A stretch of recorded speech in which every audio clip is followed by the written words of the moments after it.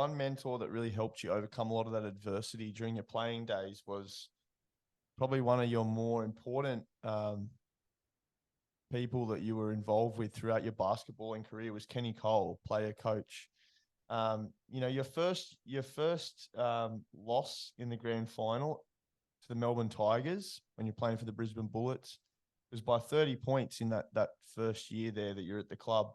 And the coach at the time said to you guys that he didn't even expect you to win that game. And then next year, Kenny comes to the club, as I said, player coach, and he kind of changed the mindset of the team. He brought in a winning culture and I guess turned the perspective of, it's all right if we lose. We're the underdogs to, what if we win?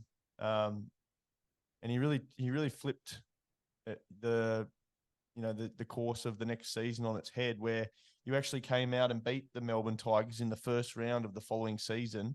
And he went on to become a big part of your career. Can you tell us a bit about Kenny and how he brought that mindset into your play? Well, Kenny was, he was a different type of person. He wasn't your run-of-the-mill people, but Kenny, he was one of the great Australian basketball players. He's suffering very badly at the moment with cancer and also sugar diabetes. And I try to keep in touch with him regularly. But yeah, look, it was with the St Kilda club, and when we went down there, we played them in the first season. And then they kicked us in the grand final. And the coach we had, he didn't expect us to win. He said, "I don't expect us to win." So we never beat Melbourne Tigers. So in the end, the club decided, well, let's get a different coach. And after Kenny came back from the '68 Olympics, Bruce Johnson, who was our manager and sort of owner of the team, Bruce met Kenny at the airport when he arrived back from Mexico and said, "Hey, would you coach the St Kilda Saints?" And Kenny said, "No, yeah, fine."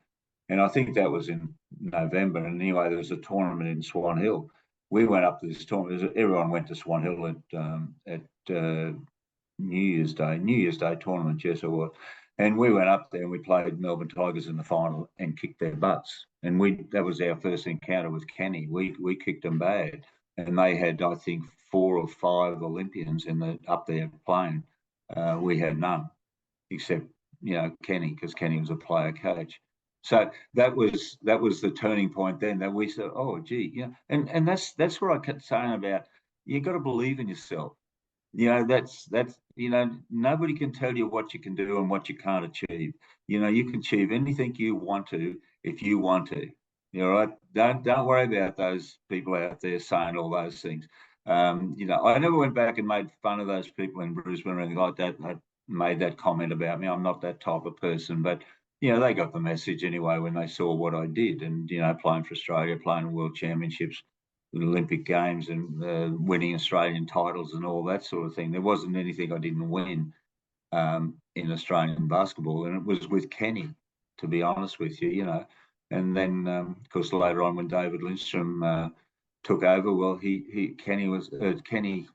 David was much sort of person as Kenny, a winner, and gosh, Kenny, not Kenny, Dave. We had some tough mornings. We won a game by 26 points there one night, and the next day at training, he made us run for an extra hour because he regularly should have won by 35 points or 40 points. So you knew, but that taught us how to not take, the game for granted, to get out there and win the game and don't give up on it.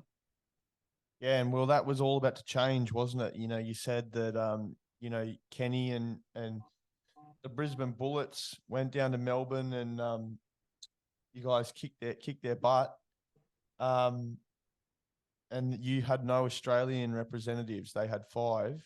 Mm-hmm. Well, come 1970, your first World Championship in Yugoslavia, both yourself and Kenny Cole were selected.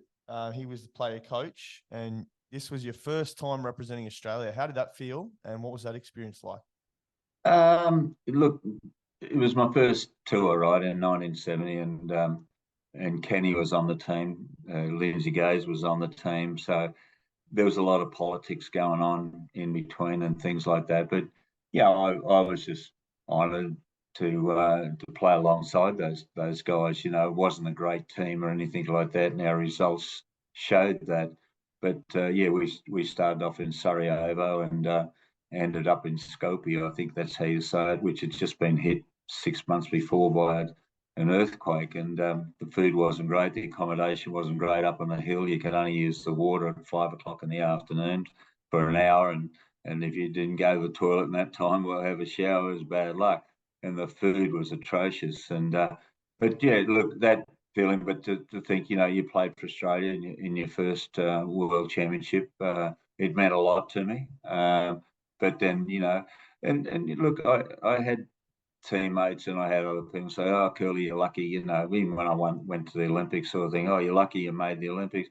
It wasn't like that got me there. It was the fact that I worked 7 days a week and I worked a job and I would train twice a day most days, and I went to the gym and did all this, and holidays and that. You know, I was running around the oval with weights on my legs while everyone else was water skiing and things like that.